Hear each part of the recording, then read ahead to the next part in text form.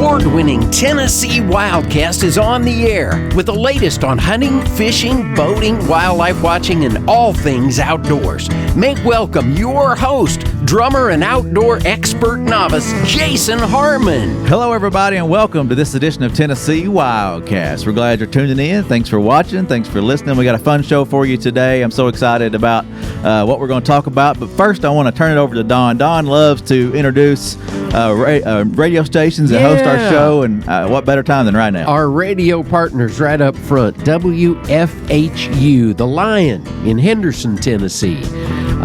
We are on the air there Saturday afternoons at 3, and with the Wildcast Extras, we're on every day of the week at 5 p.m., right square in drive time. So we really appreciate WFHU, The Lion in Henderson. Yes, if you visit our website, tnwildlife.org, or you can go get here via tnwildcast.com. Yeah. You can check out all those stations on our website. We got a list of them at the bottom of the page. Also, links to our podcasting platforms and how you can find us. But if you're watching the show, there's the list. There's 3 odd stations there, I believe. Growing all the time. Yeah. The list is growing, and we really appreciate all our radio partners. So there's web addresses and how you can find a station near you. Now that's in addition to, and if it doesn't work out that you hear it on a radio station, you can always do the social media stuff too. So yeah, Jason's good about getting the premieres out there on social. So yeah, if you like to look at us, then you can catch us on social media on Thursdays, normally around 7 p.m. But if you like to listen, the podcasting platform is out there, and then the radio stations are there as well. Yeah. So that's always fun. Shoot, yeah. Well, while we're advertising, how about let's talk about the hats and the gear you can buy at shop.gooutdoorstennessee.com. Yeah. There's all kinds of hats available, and we get new things in every month almost. I mean, it's always changing, but there's hats, buffs, stickers, printed materials. We got all kinds of stuff, drinkware, and a lot of fun stuff to choose from on our e-store, and we're always excited about some of the new products that come in, but pick those up at shop.gooutdoorstennessee.com. We even got the new ornaments in there. It's just after Christmas, but you could stock up for next year. Yeah, you never know. That's when my wife always buys the ornaments is right after the season's over. It's better prices, but I don't know that we've discounted ours yet. But, hey, you can get one for 10, looks like, or you can get the whole package for 20. So you do get a discount if you buy all 3. And if you're not watching this, you'll hear if you're listening on the radio, it's they're unique. They're like burned into. I don't know, what would you call it? Like somebody used a wood burning set. Yeah, like a little wood disc and burned in. Images into the logo and a fish and a deer. And so anyway, they're cool. Look neat hanging on the tree. Yep. So, and you can still support, we have the pink patch hats and the pink patch for breast cancer awareness. You can pick up a hat there and support our Casting for Recovery chapters here in Tennessee. And that's always a good thing to do, and the magazine's there. So yeah, a subscription to the magazine is that's the best buy going, really. A year for $10. The 2-year price is $17, and the 3 years is only $25. And it's just good quality publication. Comes out every quarter, and plus the calendar issue, and anyway, it's well worth it, and makes a great gift if somebody's looking to get something for a member of the family that would like to read about that. Of course, with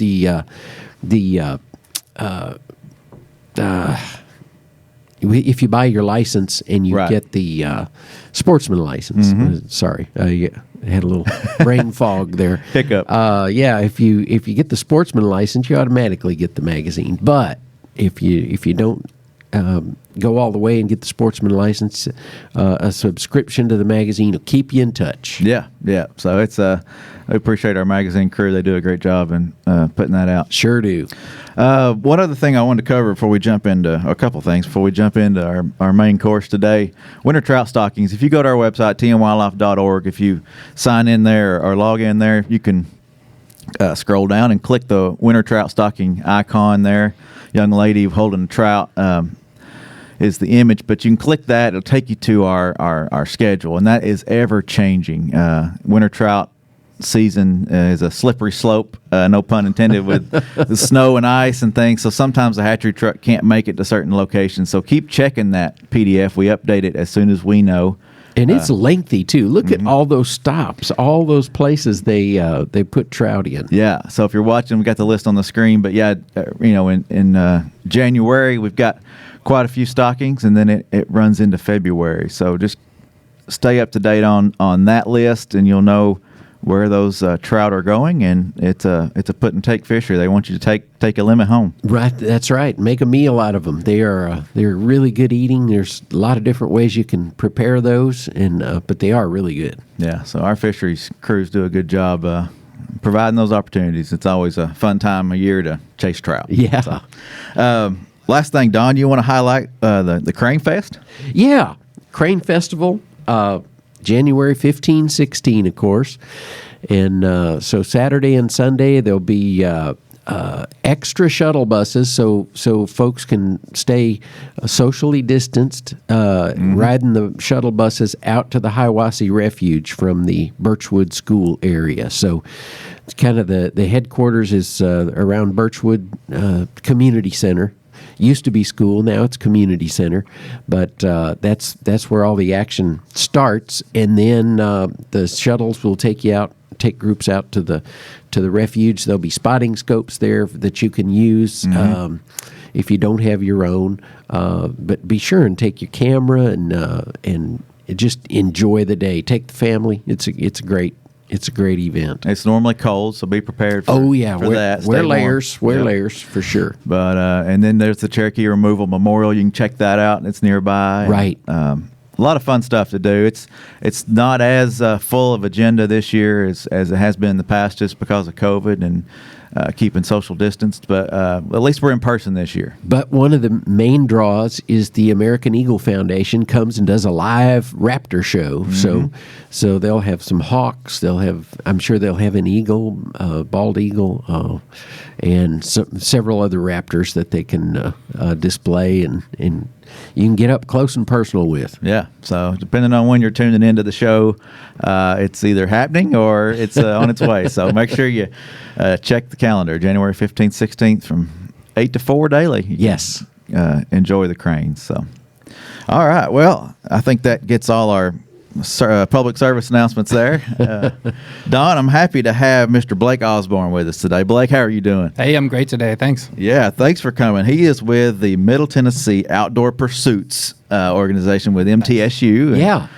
We're going to talk about what that is and learn a little bit about Blake, and they're incorporating some fishing, I believe, into their program. So I'm liking the sound of that. Yeah, so I think that's why he's here today. But I'm excited to learn more about you, Blake, and learn more about the Outdoor Pursuits program. So first, Blake, introduce yourself. Tell folks who you are and what you do. Yeah, cool. My name's Blake Osborn, and I work for Middle Tennessee State University's Outdoor Recreation program. And we basically get people outside. Our main focus is getting students outside, enjoying nature, especially now with COVID. It's a great outlet for students to get out, de-stress. If they're anxious, they can get out, and we do backpacking, camping, climbing, whitewater rafting, kayaking, all sorts of things that you can think of. And now, yes, we are introducing fishing for the first time ever. Awesome. Yeah, no better place than the outdoors to social distance, right? So, that's right. As students on campus can still come together and enjoy each other's company and have a good time, but also be social distance outdoors. So. That's right. Yes. So how did you get into the outdoors, and how did you get into camping and hiking and backpacking and things like that? Sure. So I grew up camping maybe once or twice a year with my parents, with the youth group, middle school, high school. I was in the Boy Scouts and didn't quite make Eagle. I chose ice hockey over that. So kind of went a different path. Oh, that's fun. Ice hockey. Right. And then go Preds. And I went to college, got a job in marketing and sales. And a couple years into that, I actually quit, bought a one-way flight to New Zealand, as I was telling you guys earlier. Oh, wow. Yeah. And ended up traveling for a year. But through that, I fell back in love with the outdoors. I did a lot of backpacking and kayaking, and got to teach a few people how to do that. So I was thinking, how can I do this and make money and support a family and not just be a guide out, in the field all the time? And I reached out to a friend back home, and he was doing this exact job that I do now. So he mentored me through it. I went back to grad school at MTSU. So I have a master's in sport management and recreation. Got a job up in Ohio at Kent State University for a couple of years, and then I've been back at MTSU since 2018 as the outdoor pursuits coordinator. Awesome. So back home in Tennessee. Oh, man. That's right. Full circle. Full circle. It's great. Yeah, that's cool. Well, we were chatting before the show. Y'all offer a lot of things through the outdoor program, and I think it's cool. I graduated from MTSU in 07, and I didn't take part in this. I guess I just didn't see it or didn't know it was an option, but I did a lot of fishing while I was in college. That's where I fished a lot. But it's exciting that you're going to introduce fishing back into it. Tell us how that came about. I know we're offering a grant, right? And that's how you found out about it. But you said you started digging because you wanted to add more things, right? Right. So we'd had a few students every year ask, hey, do you guys do fishing? And we said, no, we do the traditional, kayak climbing, camping, but we didn't really want to mess with fishing. We didn't have the gear. I don't really know what I'm doing with fishing. It's just not a very traditional campus recreation outdoor activity. There might be other schools doing it. I did a Google search, couldn't find any. So through COVID, there was a lot of downtime, and we definitely weren't doing trips for one semester, and then we were allowed to do some hiking and kayaking, social distanced. And I had a couple other people ask about fishing, and I was like, you know what? That would be a great social distance activity. You can go stand as far away as you want. You want to be quiet. Yeah. And so I asked my supervisor, hey, can we, invest in some fishing gear? And he was like, yeah, let's do it. So I was thinking maybe, spend $500, $1,000. It can get really expensive. And we try to outfit people for like 10 to 12 people. And I emailed the TWRA. You guys have like an info email. Yeah. Mm-hmm. I was like, I don't know if anyone's going to respond. And someone actually responded, a person, I think it was David Lowry. And so we got to chatting, and it kind of snowballed into, hey, we're going to loan you some gear. And then he kind of found out what I did at MTSU, and I'm a full-time person, promoting education, outdoor safety, things like that. Yeah. So it kind of snowballed into a grant proposal. And then we got the grant approved and money in the account, I think, right before Christmas. Yeah. So it's brand new. Brand new, and I'm just burning through the money already. Well, we're excited about it. I mean, that's what we're all about right now, is trying to get people outdoors, introduce new people to the outdoors. And what better way than fishing? Fishing is like the gateway to the outdoors. I mean, it's fairly easy to pick up. Licenses are inexpensive. It's an easy thing to get started. And this is kind of a different deal than the collegiate fishing teams, because they're in pursuit of the tournament trails and competition and that kind of stuff. And this is more rec. It's more relaxing, learning how to get out there and enjoy it. Without that stiff competition and all the things that go with that. So yeah, exactly. Cool. Most of the people that come on our trips are brand new to the activity. So I have 15 to 20 student staff that work for me. So a large part of my job is planning all this stuff, but also training them. And on any given semester, we'll run 12 to 20 trips, and I'll lead one or two of them, and my staff lead the rest. So we get a lot of new people. They come, they are fine to pay the fee because we take care of transportation, logistics, gear, and anything that you'd normally have to mess with. And so we do have a bass fishing team at school through a club sport, and they're like you said, they're competitive. They've maybe grown up doing it. I think they do get some new members, but we think this will be a really nice gateway for people to come in. Maybe they fished with, their parent or their grandparent or something growing up, but they're in college. They don't have room for gear, or their roommates don't want to smell the gear. So we have a great facility. We'll keep all that gear for them, and then they can come check out gear on their own, go out on their own, or they can come on an organized excursion with us. Yeah, awesome. That's what I like about it. It's an option to learn. you'll have the folks there to help teach, but you can also take it and go on your own as well. As we were chatting before the show, you mentioned the opportunity for the community too to be able to rent out and get some of that gear. So you're not only reaching the students, but you're reaching the community as well. Sure. Yeah. So if you go, I know you've got the website in the background, but our main focus is students for the trips, and we do offer a little bit of a discount on rentals for them. But we rent all of our gear to the public. And people come from Nashville. Some people come from Chattanooga, even, because there aren't a lot of places that rent out high quality gear at such a great rate. So if you go on the website, you can see, to rent a kayak for the weekend, and we like our weekends, so it's Friday to Monday. Long weekends every weekend. I think it's like $30 or $35 for a kayak, which you go to a lot of the rental places around town, and it's $30 an hour. You do have to come pick it up on your own, but we have inflatable kayaks and stand-up paddle boards that will roll down and fit basically in any vehicle.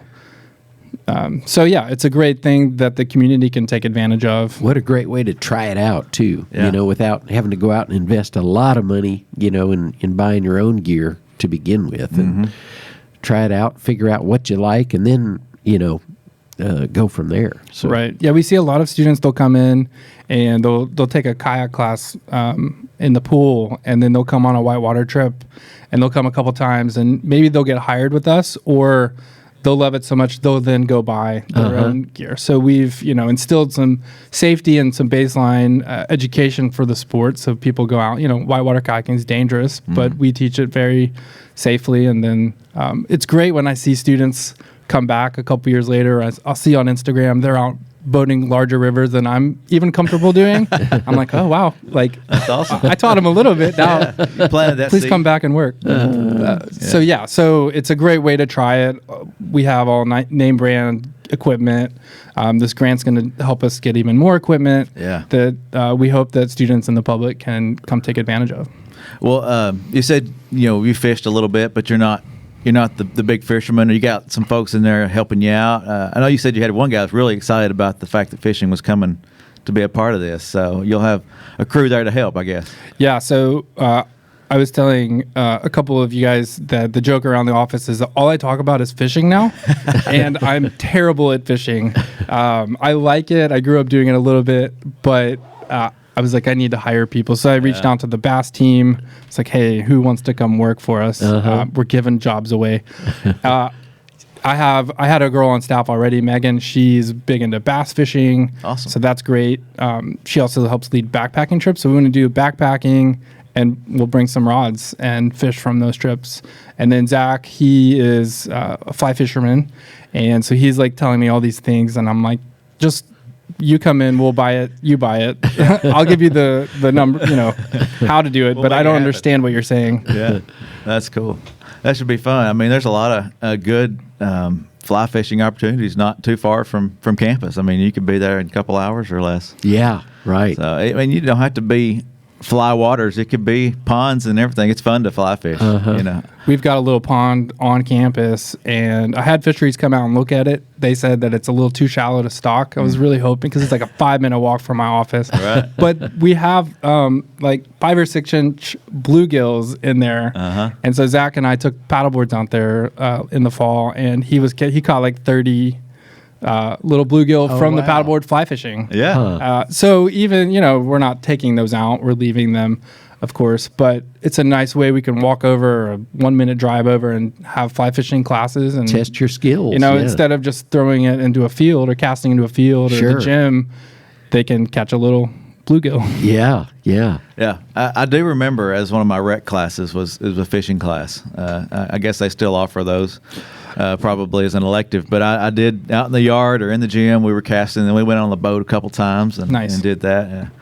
Golf was also a fun one, at college. I did that. But is golf part of the outdoor rec stuff? It's not. You can take it as an elective, like a PE class. When I was in grad school, I was teaching golf. Oh yeah. Really just playing golf with the students, but no, the golf and kind of the other sports are through.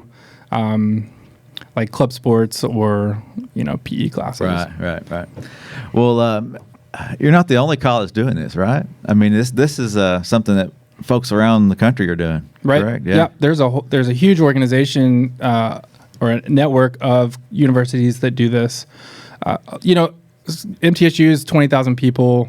I'd say a couple thousand people know who we are. Mm-hmm. So even within the school, it's kind of hard to get our name out there and market to students just because there's so many offerings at the school. But in Tennessee, there are, we've got UT Knoxville, UT Chattanooga, East Tennessee State, Austin P State. I believe Tennessee Tech has a brand new outdoor program. And each of those places have full-time staff like myself with students, that we're getting these Tennessee college students outside, enjoying nature and just building relationships with each other, which is a great thing. Yeah.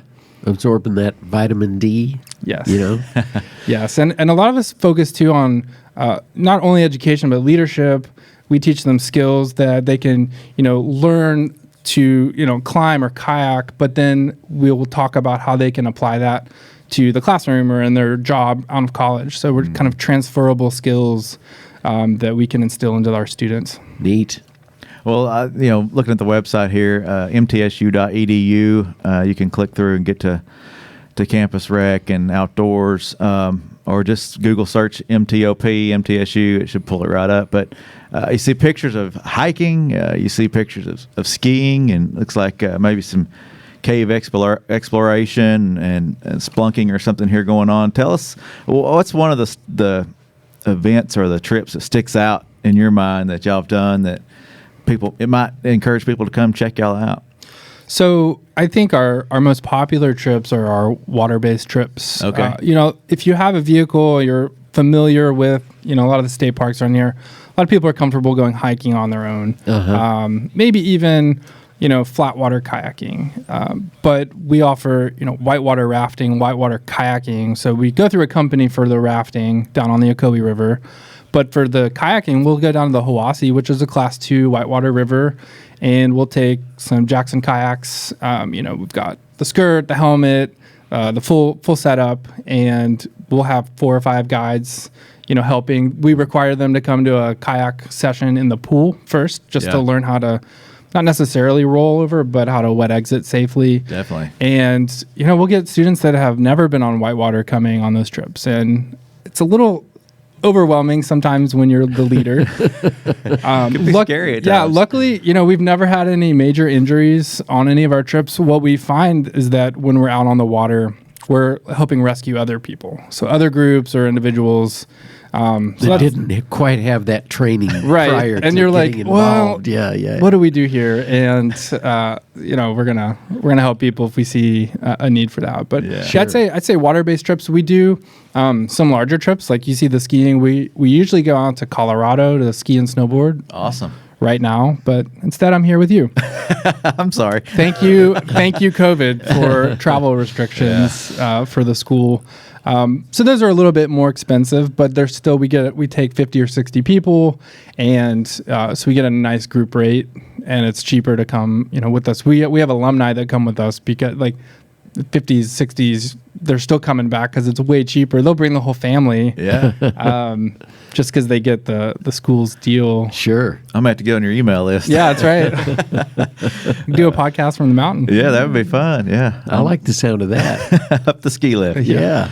No, I think it's great to see these opportunities for these guys. And like we said earlier, they're younger folks and they're in a new place. They're in college now and they don't have the family, but they've got a little bit of time outside of studies that they can get out and enjoy the outdoors. And it's another way for them to meet people and just get out and enjoy what's out there. So yeah, and another kind of student population that we try to target are non-traditional students. Yeah, exactly. So students over the age of 25 coming back to school. Maybe they're in grad school, maybe it's undergrad, but they have families, and a lot of times they,